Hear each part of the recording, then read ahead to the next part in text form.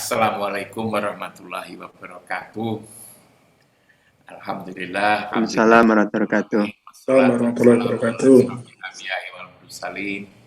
Sayyidina wa Maulana Muhammadin wa ala alihi wa sahbihi ajmain, amma ba'du.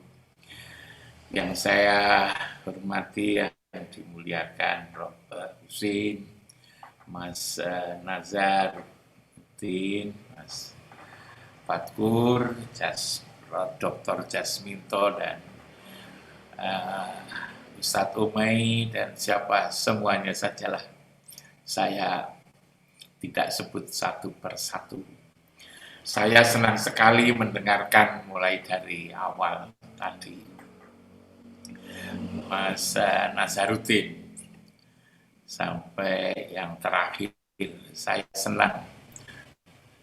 Saya membayangkan begini, ternyata memang tidak mudah ya untuk menangkap pesan-pesan Al-Quran, itu tidak mudah. Itu sulit sekali ternyata itu.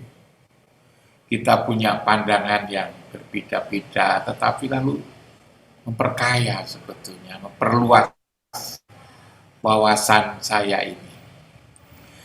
Hanya memang lalu saya kembali ke ayat yang pertama itu, Iqra bismi rabbikal ladzi khalaq.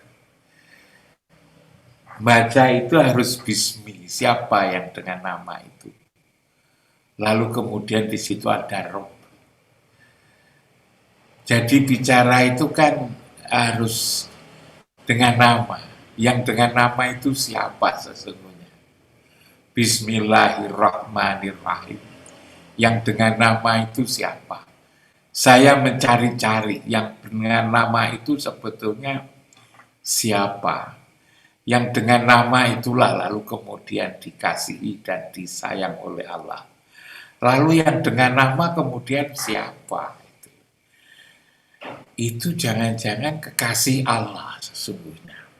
Lah kekasih Allah itu siapa? Nah ini saya mengartikan membaca bukan dengan akal, kepintaran, tetapi dengan nama. Ya lalu kemudian kita cari sendiri nama itu siapa. Quran ini memang apa?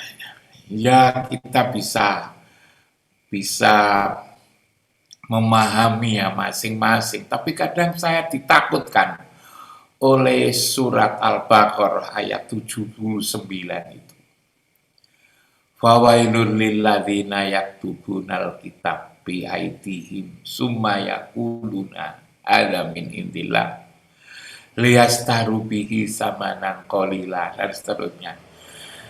Ternyata itu ada resiko ternyata itu.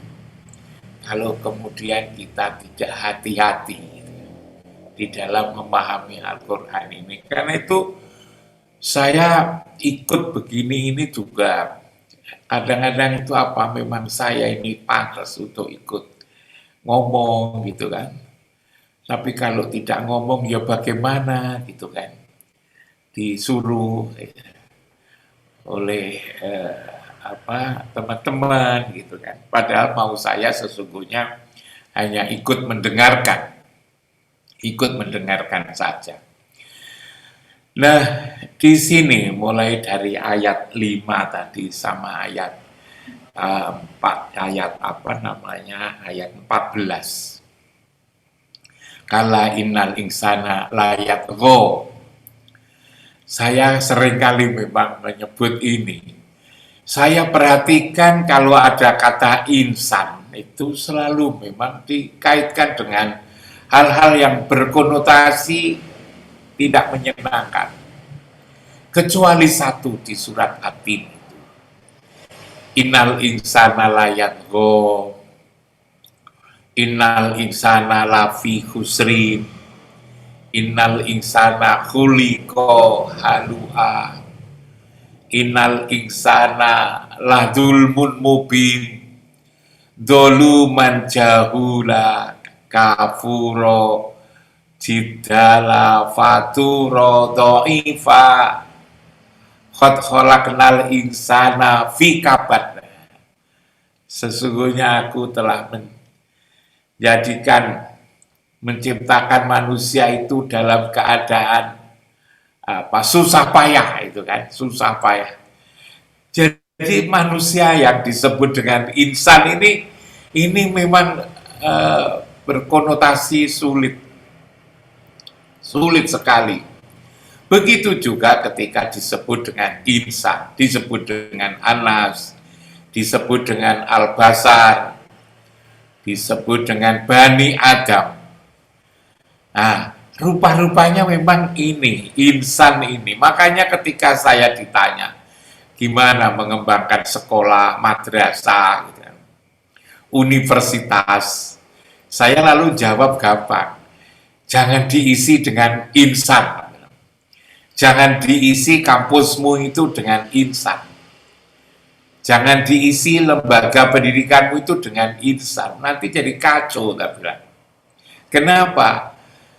Karena insan ini lirobihi lakanut. Innal insana layatko, innal insana lafi kusrin, kuliko halu'a, dan seterusnya. Kecuali satu, laqad khalaqnal insana fi ahsani taqwim. Tapi juga segera itu dilanjutkan dengan summa rodadnahu asfala safilin. Nah itu. Lalu kemudian saya cari-cari itu.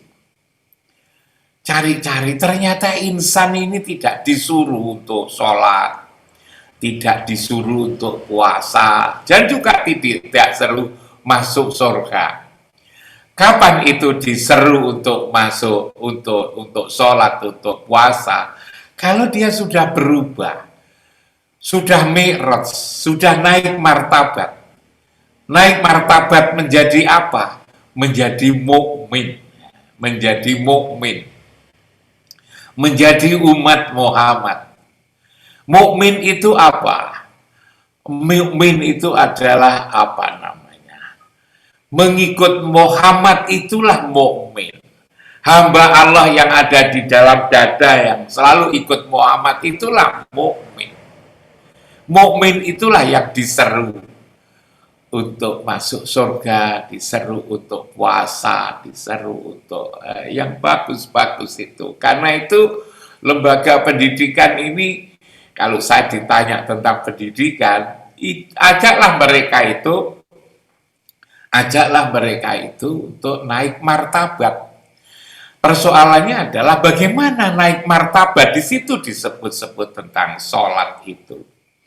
Sholat itu kan mi'rajnya manusia menjadi mukmin itu kan pakai sholat itu sebetulnya itu. Pakai sholat. Tapi memang sholat ini sendiri juga tidak mudah. Sholat ini ternyata juga tidak mudah. Bahkan setelah saya tua ini saya berkesimpulan, pekerjaan yang paling sulit itu adalah pekerjaan sholat sebetulnya itu. Kalau sholat itu adalah sholat khusyuk. Mengapa saya katakan sholat khusyuk itu sulit ya? Dan memang kan tidak sembarang sholat. Qad aflahal mu'minun alladzina hum fi sholatihim khoshi'un. Itu yang khusyuk. Lalu dan macam-macam itu khusyuk. Tapi khusyuk itu seperti apa? Yang dulu juga pernah saya sampaikan, wasta'inu bisobri wassalah wa innaha lakabiratun illa alal khoshi'in. Khoshi'in itu siapa? Alladzina yadununa annahum mulaku rabbihim wa annahum ilaihi raji'un. Ternyata sholat khusyuk itu adalah sholat yang kita yakin ketemu Tuhan dan nanti kepadanya kita akan kembali gitu kan. Karena itu kalau kemudian kan juga tidak gampang bagaimana ketemu Tuhan ini. Nanti kita juga akan dikembalikan kepadanya ini. Ini bukan pekerjaan gampang.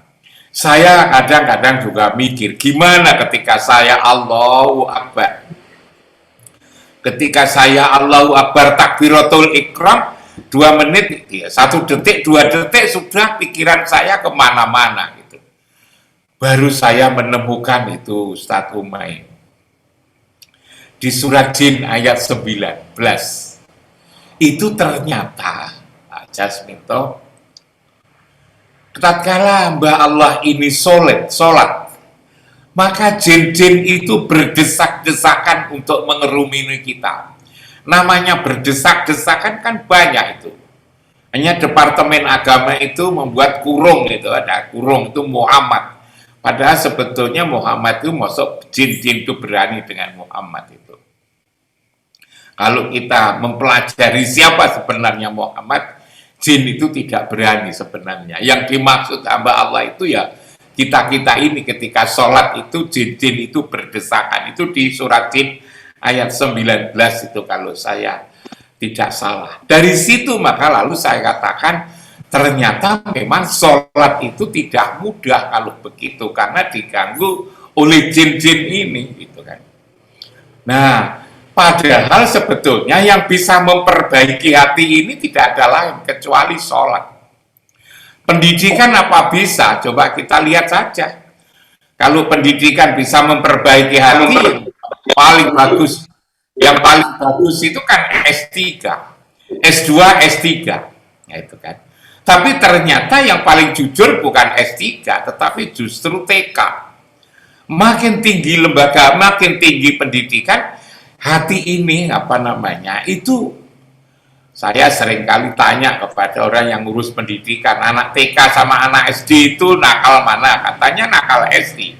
Dibanding SMP ya nakal SMP, dibanding SMA ya nakal SMA, dibanding S1 ya selanjutnya begitu. Kalau anak SD, SMP, SMA ketika ujian nasional yang ditata sedemikian rupa itu harus jaga jarak, buku apa tidak boleh dipalsu, dijaga banyak 2-3 pengawas itu kan. Untuk apa itu? Soal saja juga tidak dipercayakan pada kepala sekolah, harus dititipkan kantor polisi. Untuk apa ditata seperti itu? Agar tidak nyontek. Nah, kan persoalannya hanya nyontek. Tapi kalau S2, S3 apa tidak nyontek? Ya tidak. Tapi copy paste, biasanya itu copy paste. Sehingga guru besar itu jadi susah untuk teliti. Ini tulisannya Pak Fatkur sendiri atau bukan ya? Pak Fatkur ya tentulah. Pak Fatkur nulis sendiri, Pak Jasminto apa itu. Tapi saya kadang-kadang susah itu untuk lihat.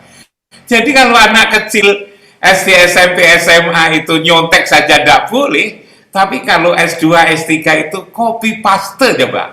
Nanti Pak Jasminto kan coba ngalami itu nanti, coba nanti sampai kalau bimbing tesis itu, bimbing disertasi, Pak Fatkur bimbing disertasi nanti kan banyak. Jadi pendidikan tidak bisa. Manusia juga tidak bisa dinasehati sebetulnya itu. Manusia tidak dinasehati, tidak bisa dinasehati. Karena itu memang satu-satunya adalah sholat. Tapi sholat itu seperti apa? Apa benar-benar kita ini sholat? Kadang-kadang kita ini kan, sholat itu kan apa? Sholat itu kan menghubungkan ruhani kita ini dengan Rasulullah dan kemudian juga dengan Allah. Berhakikat kepada Rasulullah, beriktikad, saya katakan berhakikat kepada Rasulullah, beriktikad kepada Allah. Itu betapa beratnya. Begitu sholat tadi Allahu Akbar, pikiran kita kemana-mana, hati kita kemana. Hal yang tidak dengar pun lalu menjadi dengar. Padahal, nah saya lalu menemukan ayat Quran, wa makana sholatuhum indal baiti, tidaklah sholat di tempat yang mulia ini illa mukaan wa tasdiah, kecuali hanya bersiul-siul dan bertepuk tangan. Fadukul adaba bima kuntum takfurun, ingat adab Allah begitu keras karena menserikatkannya. Kenapa kok disebut menserikatkannya? Karena katanya nyembah Allah, tapi sebenarnya yang diingat itu adalah tentang tugas di kampus, tentang dompetnya sudah kosong, tentang jemuran. Coba kok lalu kemudian sholat-sholat ingat jemuran, berarti yang disembah adalah jemuran. Itu mengumpulkan Allah dengan jemuran, itu kan. Nah, kayak gini ini lalu kan menjadi sulit sekali, karena itulah maka di situ disebut-sebut apa, dan idza sholla itu kan di situ. Tapi lalu kemudian sebelum ke sana saya nanti panjang sebetulnya, tapi satu saja itu yang pertama tadi yang apa, kala innal insana layatgha, manusia itu selalu melampaui batas, berlebih-lebihan. Kapan itu? Ketika melihat dirinya itu, ketika melihat dirinya serba cukup, nah, itu berlebih-lebihan. Coba ketika dia sudah cukup ilmunya, sudah cukup pangkatnya, sudah cukup kekayaannya, sudah cukup segala-galanya, ini nanti lalu kemudian malah justru berlebih-lebihan melampaui batas. Yang sudah kaya lalu kemudian tambah kaya lagi, yang pinter lalu jadi sombong, lalu kemudian yang apa namanya pangkat juga bukan malah serendah hati, tapi juga malah apa itu namanya congkak. Ya, inilah kelakuan manusia itu seperti ini. Makanya lalu kemudian diingatkan apa namanya, kamu nanti sebetulnya akan kembali ke Tuhanmu, gitu kan. Kamu jangan seperti itu, gitu. Kamu jangan seperti itu. Jangan sombong, itu kan. Jangan sombong. Mereka kalau sudah merasa cukup, itu kan, maka lalu kemudian dia lalu sombong seperti itu, berlebih-lebihan seperti itu. Ayat ini mengingatkan kita semua bahwa kita nanti akan kembali kepada Allah. Kita tidak punya apa-apa. Kita nanti kalau sudah waktunya ini akan kembali, dan ketika kembali lalu kemudian juga tidak tahu waktunya, tidak tahu tempatnya, bahkan lalu kemudian kita juga tidak tahu kembali kemana dan siapa yang kembali. Kalau yang kembali itu tubuhnya, mesti tubuh kita ini kalau kembali, tubuh kita ini dari tanah, ya kembalinya ke tanah, ke kuburan, dan tidak perlu dikhawatirkan karena akan dipikul, diantarkan oleh tetangga, kawan-kawan, dan dipikul lagi. Tapi yang paling berat itu kan yang rohani ini, kembali kemana? Kalau kembali namanya ke tempat asal itu di mana? Nah itu, dulu kan ditiupkan di surat As-Sajdah ayat 9 itu kan summa sawahu wa nafakha fihi min ruh. Aku sempurnakan kejadian ini dengan aku tiupkan ruh. Nah itu kan. Nah, maka kembalinya ya kembali ke tempat ditiupkan ruh. Nah, pangkalan ruh. Lah, pangkalan ruh itu di mana? Nah, saya kira ini yang terakhir ini mungkin apa namanya bisa jadi enak, tapi juga membosankan kalau terlalu panjang. Tapi intinya sebetulnya di surah ayat yang pertama tadi, bahwa manusia itu selalu melampaui batas tatkala melihat dirinya itu sudah cukup, sudah tidak perlu orang lain, gitu kan. Cukup dari si ilmunya, cukup dari pangkatnya, cukup dari sisi apa namanya hartanya, maka lalu kemudian selalu melampaui batas. Coba di Indonesia ini kok ada orang yang punya tanah 1000 hektar, 10.000 hektar itu kan, sampai lalu kemudian orang pada tidak kebagian, itu kan karena melampaui batas sebetulnya itu. Melampaui batas. Maka lalu kemudian diingatkan bahwa engkau semua, kita semua nanti akan kembali kepada Allah, dan tatkala akan kembali itu lalu kemudian itulah yang harus kita siapkan sebenarnya. Yang sulit bukan kembali fisik, tapi kembali secara ruhani. Ini yang seringkali tidak pernah kita pikirkan. Apakah ruhani kita kembali ke kuburan? Namanya kembali kok ke kuburan, dulu asalnya kan tidak di kuburan, gitu kan. Nah ini seringkali yang menurut hemat saya perlu dipikirkan, direnungkan, ditadabur kayak begini, sehingga lalu kemudian kita menjadi jelas. Saya kira itu Pak Fathur, apa namanya, pandangan saya yang sebagai orang awam, ya sampai tahu sendiri aku kan bukan ahli bahasa Arab. Bahasa Arab aku ya tanya ke Pak Jasminto ini, tanya pada Pak Fathur, tanya pada Pak Nazar, tanya pada Pak Prof Husin. Saya ini memposisikan diri sebagai orang awam yang juga punya untuk bicara. Ya namanya profesor saya ini, tapi kan bukan profesor tafsir itu kan. Dalam soal tafsir ini saya hanya kepingin mendengarkan sebetulnya. Kalaupun toh saya ngomong sebetulnya bukan untuk dijadikan keputusan. Selalu saya katakan jangan dijadikan keputusan omongan saya ini, tapi cukup dijadikan sebagai bahan renungan dan juga bahan pertimbangan. Bahan renungan dan bahan pertimbangan, bukan menjadi bahan keputusan. Karena itu kalau keliru ya memang manusia itu tempatnya keliru, apalagi saya yang belajarnya sangat terbatas dalam hal Quran ini. Kurang lebihnya mohon maaf. Assalamualaikum warahmatullahi wabarakatuh.